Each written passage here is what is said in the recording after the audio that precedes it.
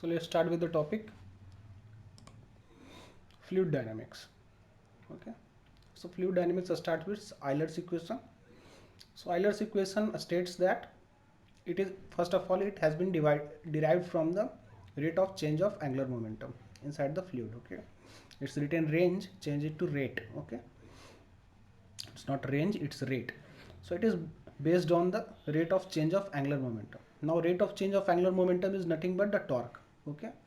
So torque experienced by the fluid. So Euler's equation is derived from the rate of change of angular momentum or torque equation.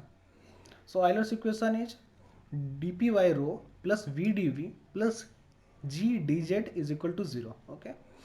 So dp is change in pressure, rho is density, v is the velocity of the fluid, dv is the change in velocity, g is the gravity 9.81 meter per second square, and dz is the change in height. Z is the height, so dz is change in height is equal to 0. Okay. So Euler's equation states that sum of pressure head plus kinetic head plus potential head is equal to 0. Means there is no change. Okay. This is a constant term. So pressure head plus kinetic head plus potential head is constant everywhere inside the fluid. Okay. Now from the Euler's equation we get the Bernoulli's equation by integrating. Okay. So we integrated the Euler's equation and we got the Bernoulli's equation. So Bernoulli's equation between point 1 and 2 is P1 by rho g plus V1 square by 2g plus Z1 is equal to P2 by rho g plus V2 square by 2g plus Z2 plus HF. Okay. So HF is the head loss due to friction while going from point 1 to 2. Okay. So Z is equal to potential or datum head. Okay. So and P1 by rho g plus Z is the piezometric head, V square by 2g is the velocity head, kinematic head, dynamic head or kinetic head. All are the same. Okay. So all these head have the unit of meter. Okay. So this is the Euler's equation and this is the Bernoulli's equation. Okay. Both the equation states that the sum of head is equal to constant. Okay.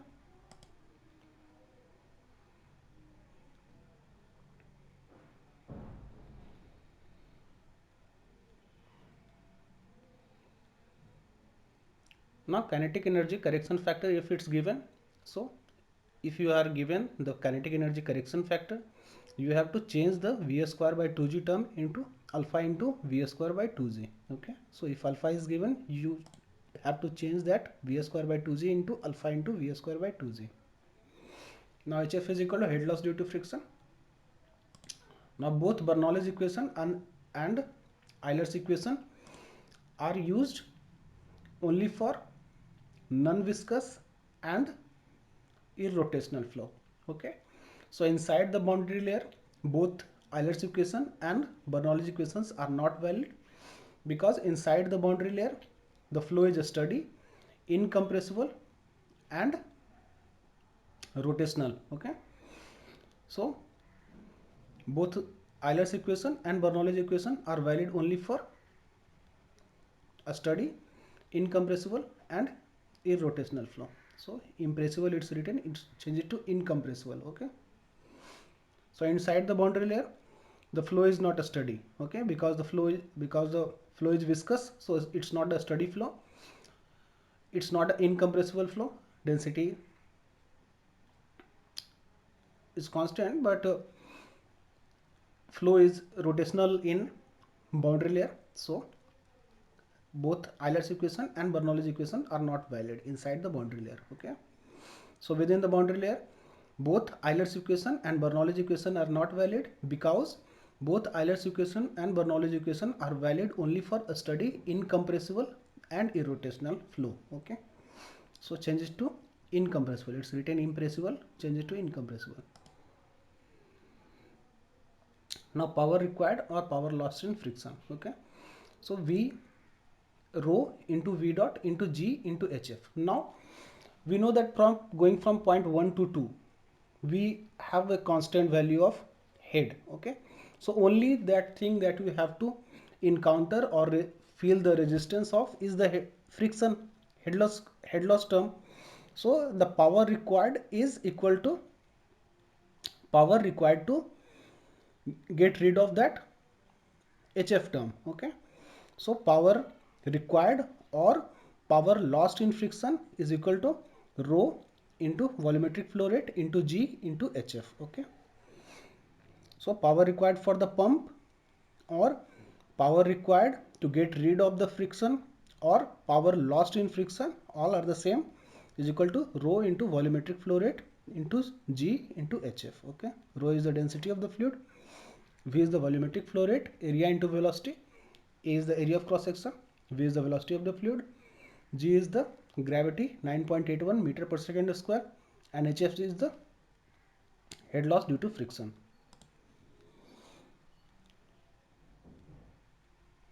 Now we will deal with Venturimeter and Orificemeter.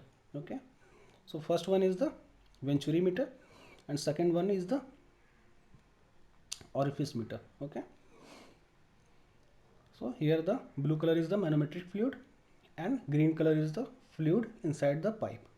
Okay, so A1 is the area of cross section of the pipe, A2 and A0 are the area of cross section at the vena contracta. Okay, now in both diverging limb is longer and diverging angle is lesser. Okay, this has been done to avoid the flow separation. Okay, now when the flow separation happens, when the velocity gradient becomes negative and pressure gradient becomes positive. Okay, so that will be dealt in further videos. So X is the manometric height difference, and both Venturimeter and Orificemeter are used for pressure changes measurement. Okay, so delta P measurements. Now delta P is equal to rho GH, means change of pressure is equal to, this is the gauge pressure, delta P is the gauge pressure between point 1 and 2 is equal to rho GH. Rho is the density of the fluid, G is the gravity, H is the height get from, this is the differential pressure head, H is the differential pressure head got from X, means manometric height difference is equal to a specific gravity of the manometric fluid by a specific gravity of the fluid minus 1. Now specific gravity is nothing but density of the fluid by density of water. So Sm is equal to density of the manometric fluid by density of water, and S is density of fluid by density of water. So density of water terms gets cancelled and we are remained with rho m by rho. Okay, so H is equal to X into Sm by S minus 1 is equal to X into rho m by rho minus 1 in terms of the figure that has been shown earlier. If the U2 manometer we have, or the Orificemeter or Venturimeter we have used, we have shown have been the inverted one, means the inverted U2 manometer had been here. So H is equal to X into 1 minus Sm by S, or X is equal to, or H is equal to X into 1 minus rho m by rho. Okay, so H is the differential pressure head. Okay, because this H value is used for calculating the delta P. Okay,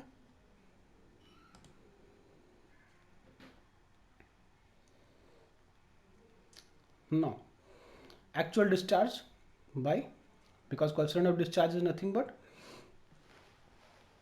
actual discharge by theoretical discharge. So actual discharge is equal to, so discharge is has a unit of kilogram per second, but if the density is constant we will deal with volumetric flow rate, that is meter cube per second. Okay, so we are having actual volumetric flow rate is equal to coefficient of discharge into root 2 GH into A1 into A2 by A1 square minus A2 square under root for Venturimeter, and CD into root 2 GH into A1 into A0 by A1 square minus A0 square for under root is equal to V dot actual for Orificemeter. Okay, now coefficient of discharge is equal to actual discharge by theoretical discharge, or when the density is constant, actual volume flow rate by theoretical volume flow rate. Okay, now coefficient of discharge is equal to coefficient of velocity into coefficient of contraction. Now coefficient of contraction is equal to a smaller area, means the area at the vena contractor, by the larger area, which is the area of nozzle or pipe or jet. Okay, and CV is the coefficient of velocity, is equal to actual velocity by theoretical velocity. Okay, now the actual velocity is concerned with head loss, while the theoretical velocity does not concern with head loss. So head loss terms has been deducted from the h value. Okay, means the total height has been given. Okay, this numerical has been done before also, that if you are given a tank of height h, the exit velocity from that bottom, it would be root 2 gh. Okay, so this is the root 2 gh, and if you are concerning with the head loss, because actual we will have to deal with the head loss, so actual velocity is root 2 g h minus hl. Okay,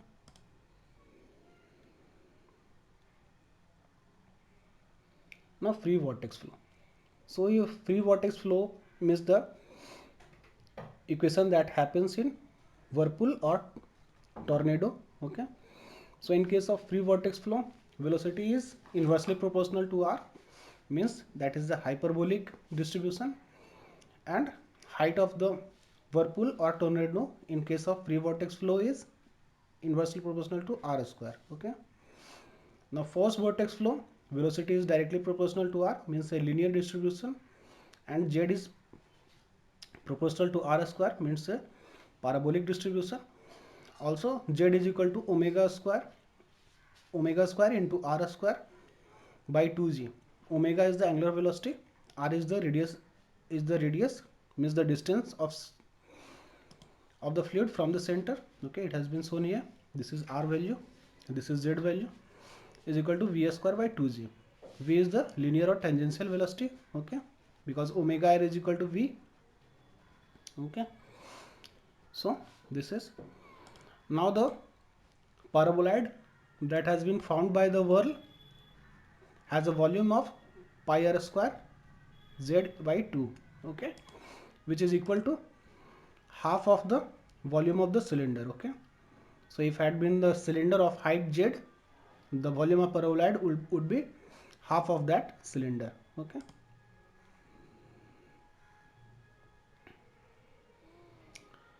now we have boundary layer separation. So boundary layer separation happens when pressure gradient is positive and velocity gradient is negative.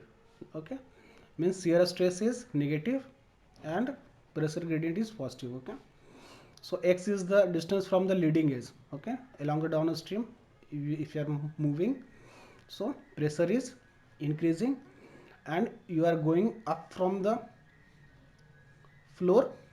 Okay, so du by dy is negative. Okay, along you are moving up from the wall, so pressure gradient is velocity gradient is decreasing. Okay, so boundary layer separation happens when pressure gradient is positive and velocity gradient is negative. Both criteria are required. Okay, now boundary layer thickness delta is equal to 5x into root of rex. Okay, so rex is the Reynolds number at point x. Okay, now rex or Reynolds number is equal to velocity of flow into x distance. Okay, by kinematic viscosity. Okay, kinematic viscosity has a unit of meter square per second, or in terms of CGS, centimeter square per second, which is also known as Stokes. Okay, so don't confuse this with dynamic viscosity. It's not dynamic viscosity, it's kinematic viscosity. Now since delta is inversely proportional to under root of rex, so delta is proportional to root of x for laminar flow and x to the power 0.8 for turbulent flow. Okay, so this boundary layer thickness is for laminar flow only, so this delta value that you are getting is for laminar flow. Okay, so this is not for turbulent flow, this is only for laminar flow. Now delta is directly proportional to under root of x for laminar flow and proportional to x to the power 0.8 for turbulent flow. So delta into root of rex is equal to constant for laminar flow, and delta into rex to the power 0.2 is equal to constant for turbulent flow. Okay, so delta is the boundary layer thickness. Okay,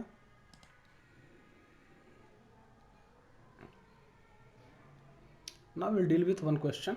Okay, means the force experienced by the bent or the force applied by the fluid on the bent. Okay, so this is the pipe.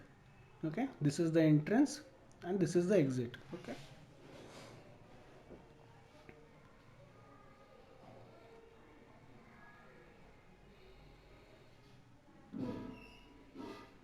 okay, so this is the alpha, which is the inclination of the bent. Okay, v1 is the velocity of the fluid at the entrance and p1 is the pressure at the entrance, while p2 is the pressure at the exit and v2 is the velocity of the fluid at the exit. Okay, so at the bend here the fluid will be exerting force, and correspond to that force the bent will give reaction. Okay, so this reaction R has been divided into two components, Ry along y direction and component Rx along x direction. Okay, so we will start solving this question. So first we have continuity equation. We will apply the continuity equation.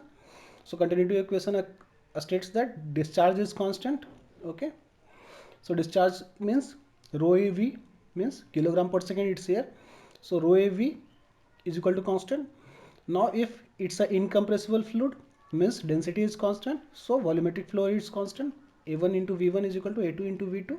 Okay, A is the area of cross section, A1 is the area of cross section at 1, V1 is the velocity at 1, A2 is the area of cross section at 2 and V2 is the velocity at 2. Okay, so first equation is continuity equation. Now second equation is Bernoulli's equation. Okay, so applying Bernoulli's equation at point 1 and 2 and neglecting losses. Okay, you are not considering any losses, whether it's due to friction or any other causes, so we are not considering with the losses. So applying Bernoulli's equation at point 1 and 2 and neglecting losses, we have P1 by rho g plus V square by 2g plus Z1 is equal to P2 by rho g plus V2 square by 2g plus Z2. Okay, now third we will equate the forces along x and y direction. So along x direction we have P1 into A1 minus Rx minus P2 A2 cos alpha is equal to discharge. Discharge is constant, so whether you take it rho A1 V1 or rho A2 V2 doesn't matter. So discharge into V2 cos alpha minus V1. Okay, so here we will get Rx value, and for Ry we have Ry minus P2A2 sin alpha is equal to Q into V2 sin alpha minus 0. Okay, because one velocity 1 does not have any y component. Okay, it's only x component, so it's 0 here. So from this two equation you will get Rx and Ry, and once you have got Rx and Ry, resultant R is equal to Rx square plus Ry square. Okay, is equal to reaction of the pipe. And now from the Newton's third law, that force applied is equal and opposite to that of the reaction. So force applied by the fluid is equal and opposite of that of the R. So this is F and this is R. Okay, so R you have got here, and opposite to that of R we are having F. F is the force applied by the fluid on the pipe. Okay, so this is the fluid. Now one second question. So this is the jet question, that there is a jet which is applying force on a moving plate. Okay, so this is the fluid impacting on that plate by that jet. Okay, now the fluid is having velocity of v and the plate is moving with velocity u. Okay, now the force on the plate is equal to rho v dot into v minus u. Okay, or rho av into v minus u. So volumetric flow rate is area of cross section into velocity. So this is the area of cross section of the nozzle into velocity of the nozzle, velocity of the fluid exiting from the nozzle. So rho v dot is into v minus u is equal to rho av v minus u. So force on that plate is equal to change of momentum of the fluid. Okay. So force on the plate exerted by the fluid is equal to rate of change of momentum of the fluid. Okay. This is the second law of motion, Newton's second law of motion, that force experienced is equal to rate of change in momentum. So this is just that equation, rho a v minus u. Now work done is equal to force into velocity. So work done per second is equal to, means power is equal to force into velocity.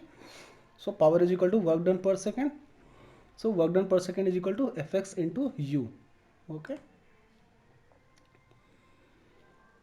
Now efficiency of the power transfer by the jet is equal to work done per second by kinetic energy of the jet. Okay.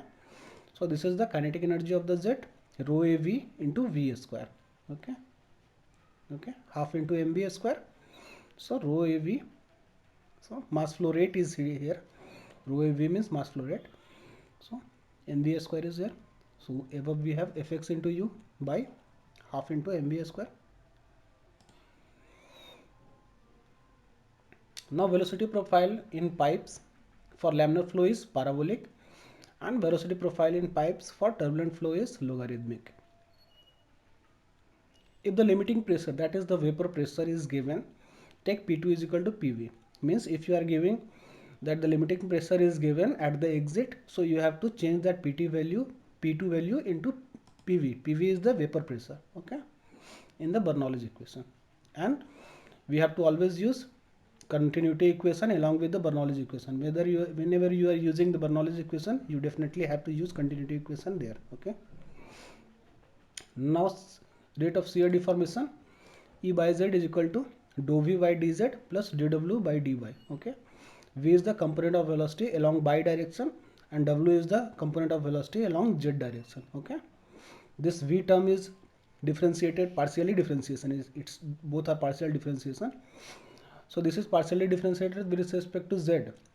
However, the z component has been partially differentiated with respect to y. So you have to consider this.